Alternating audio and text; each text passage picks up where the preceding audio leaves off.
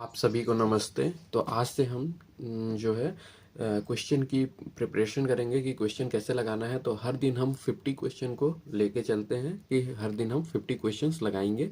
तो हम जो है सबसे पहले संहिता उसकी जो है हम 200 क्वेश्चंस लगाएंगे। तो उसके जो क्वेश्चंस हैं संहिता के जो भी सामान्य अध्ययन है उसे भी हम करेंगे और उसके बाद जो है क्वेश्चंस करेंगे। तो क्वेश्चंस के लिए हम हर दिन 50 क्वेश्चंस लगाएंगे जो कि हम आज से चालू कर रहे हैं।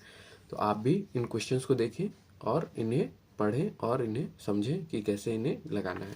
ठीक है। तो सबसे पहला जो हमारा क्वेश्चन है कि ब्रह्म संहिता के अध्यायों एवं श्लोकों की संख्या क्या होती है।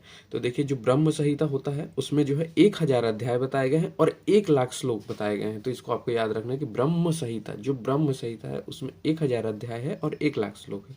उसके बाद है अंजन निदान के रचयिता कौन है। ठीक है। उसके बाद का जो क्वेश्चन है वो है अंजन जो निदान है उसके रचयिता कौन है। तो ये जो है अग्निवेश है, इसको भी आपको याद रखना है। अग्निवेश का काल क्या है। तो अग्निवेश का काल सभी को याद होता है कि 1000 ईसा पूर्व। ठीक है। अग्निवेश का काल कौन सा है। तो 1000 ईसा पूर्व। चरक संहिता में वर्णित कुल योगों का संख्या कितना है। तो आपको ये सब याद होता है कि कितना होता है। तो 1950 जो है वो कुल योगों की संख्या है इसमें।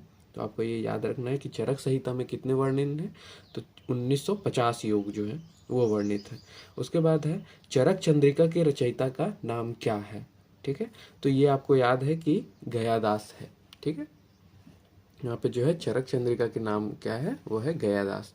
उसके बाद है कि चरक संहिता में सूत्र संख्या कितनी होती है। तो ये हमको फर्स्ट पेज में ही मिल जाता है और सभी को याद होता है कि चरक संहिता में सूत्र संख्या कितनी होती है। तो वो होती है ये 92 95 मतलब कि 9295। ठीक है। ये आपको सभी को याद होनी चाहिए। उसके बाद जो है निरंतर पद व्याख्या के लेखक कौन है। तो निरंतर पद व्याख्या जो है उसके लेखक कौन है। तो उसके लेखक है जिजेट। ठीक है। सिरो विरेचन द्रव्य में डैश नहीं होता है। ठीक है। सिरो विरेचन जो द्रव्य होता है उसमें ऐसी क्या चीज है जो नहीं होती है। तो वो होता है अम्ल रस। ठीक है। तो ये आपको याद रखना कि अम्ल रस जो है वो सिरो विरेचन के द्रव्यों में नहीं होता। ठीक है। उसके बाद जो है जल्प कल्प तरु के लेखक कौन है। तो जल्प कल्प तरु के लेखक कौन है। आप सभी को ये भी याद होगा कि इसके जो जल्प कल्प तरु जो लिखे हैं वो हैं गंगाधर राय। ठीक है। उसके बाद है चरक के अनुसार यूनानी चिकित्सा के प्रथम आचार्य का नाम क्या है। तो इसमें जो है सभी को याद होता है कि यूनानी चिकित्सा में कांकायन ने सबसे पहले आचार्य पद निभाया था। ठीक है। इसके बाद जो है हमारा 11वां क्वेश्चन। यहाँ पे आप देखेंगे कि सुश्रुत संहिता के पाठ शुद्धिकर्ता कौन है। तो पाठ शुद्धिकर्ता जो थे वो थे चंद्रट। ठीक है। उसके बाद है कि चिकित्सा तत्व विज्ञान के रचयिता हैं। ठीक है। चिकित्सा तत्व विज्ञान के रचयिता है वो कौन है। धन्वंतरी। उसके बाद है भानुमति है। भानुमति अब उन्होंने किसमें टीका की है।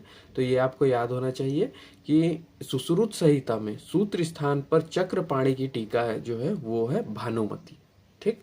चक्रपाणी की जो सूत्र स्थान में टीका है वो है भानुमति। तो अब इसको आप अच्छे से देखें, बहुत बार पूछ लिया जाता है। उसके बाद है कि सुश्रुत संहिता में सूत्रों की संख्या कितनी है।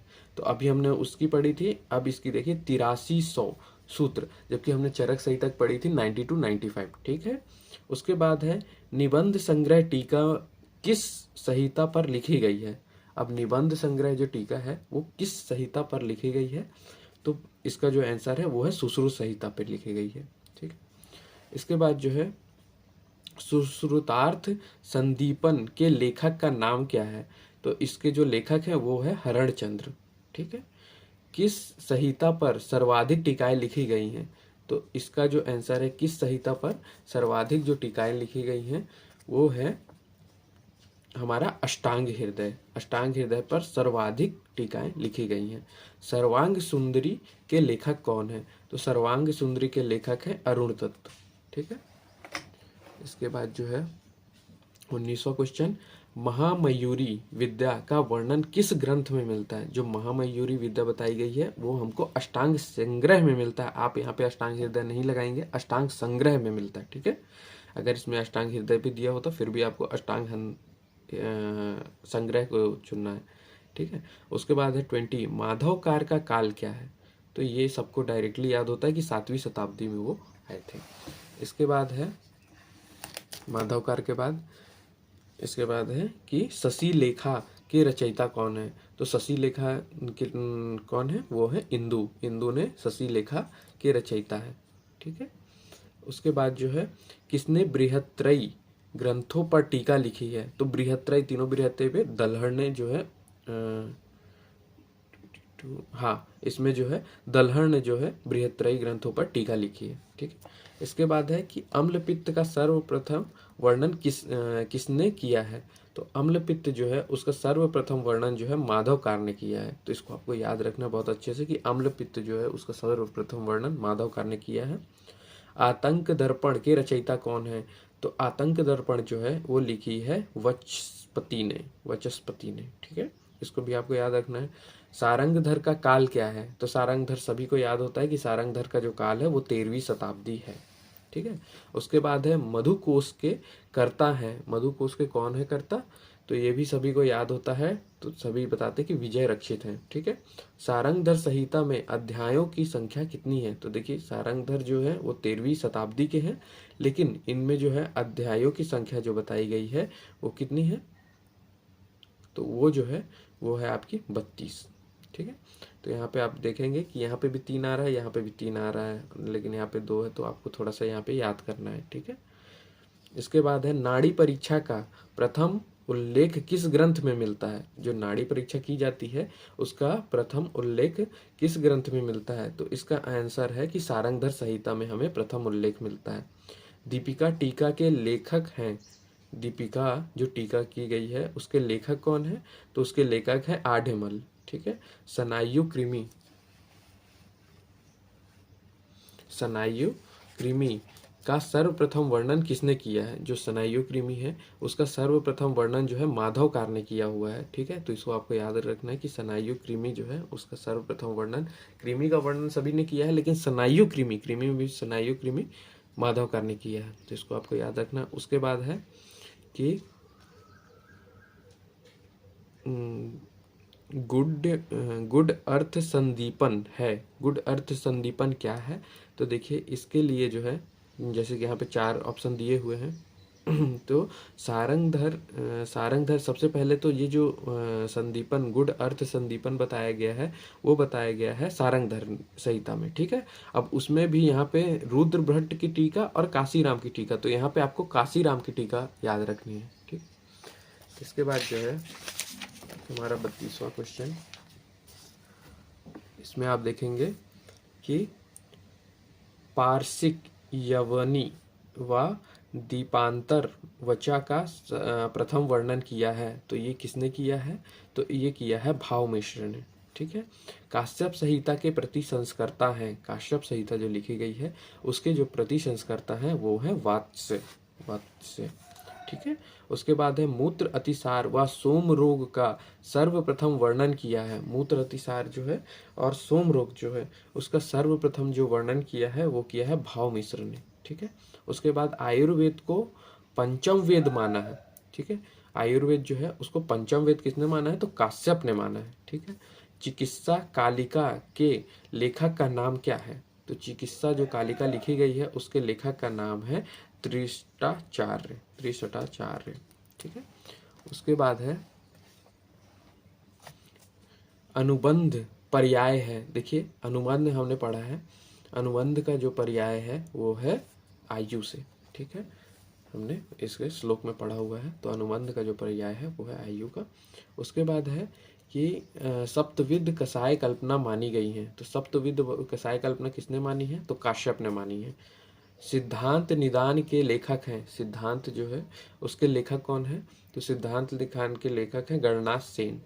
मूत्र में प्रधान रस मिलता है। कौन सा होता है मूत्र में प्रधान रस। तो वो होता है कटु। यहाँ पे आपको तिक्त कसाय नहीं लगाना है, यहाँ पे आपको कटु। तो इसको आपको अच्छे से याद रखना है कि कौन सा रस होता है मूत्र में। तो वो है कटु। उसके बाद है 41वां क्वेश्चन की अस्मग्नतक क्षीर प्रयोग होता है। ये अस्मग्नतक क्षीर प्रयोग किसमें किया जाता है। तो उसका आंसर है वमनार्थ में, ठीक है। इसके बाद है सर्वश्रेष्ठ स्थापन द्रव्य कौन सा है? तो ये आपको सभी को याद होता है कि पाटला को सर्वश्रेष्ठ स्थापन द्रव्य कहा गया है। इसके बाद जो है चरक के अनुसार कुल विरेचन योग कितने बताए गए हैं? तो आपको पता है कि विरेचन और वमन दोनों यहाँ पे बताए गए हैं, लेकिन वहाँ पे जो है चरक के अनुसार कुल विरेचन योग जो है, जो कि यहाँ पे 600 टोटल होते हैं। ठीक है, इसके बाद है चरकोक्त कुल कषाय संख्या कितनी है? तो चरकोक्त कुल कषाय संख्या है 500। ठीक है, हमें पता है कि पंच कषाय 50 महाकषाय बताए गए हैं, उसके अंदर 10-10 है, तो उसमें जो है ऐसे हो जाते हैं। ठीक है, इसके बाद जो है चरक संहिता में वर्णित देश हैं, तो कितने देश माने गए हैं चरक संहिता में? तो वो माने गए हैं 14 देश माने गए हैं। ठीक है, तो इसको भी आपको याद रखना कि 14 देश चरक संहिता में वर्णित हैं। उसके बाद है कि कौन सा अंजन प्रतिदिन प्रयोज्य है, जो कि सभी दिन हमने लगाना है, वो कौन सा है? तो वो है आपका 100 वीरांजन। 100 वीरांजन जो है वो हर दिन लगाने को कहा गया है। उसके बाद है अंजन शला का परिमाण कितना होना चाहिए अंजन की शला का? तो वो आपको पता होता है कि 8 अंगुल जो है वो अंजन की शला का होनी चाहिए। धूम्रपान धूम्रपान धूम्रपान प्रयुक्त होता है। धूम्रपान जो है वो किसमें प्रयुक्त किया जाता है? तो ये सभी को पता है कि वात कफत जो विकार होते हैं उसमें हम धूम्रपान प्रयुक्त करते हैं। उसके बाद है प्रायोगिक धूम्रपान काल कितने दिनों का होता है? तो प्रायोगिक जो हम धूम्रपान काल करते हैं वो हमें 8 दिनों का होता है। उसके बाद जो है दैतून किस रस से उपयुक्त होती है? तो आप सभी को पता है कि जो दैतून है वो कटु से भी होती है, कसाय से भी होती है और तिक्त रस से भी होती है। तो यहाँ पे उपरोक्त सभी आंसर जाएंगे। इस प्रकार जो है हमने 50 क्वेश्चंस लगाए हैं, और आप भी रोज 50 क्वेश्चंस लगाइए, और इनमें अगर कोई त्रुटि होती है तो उसे ज़रूर सुधारें कमेंट करके। थैंक यू, और बने रहें हमारे साथ।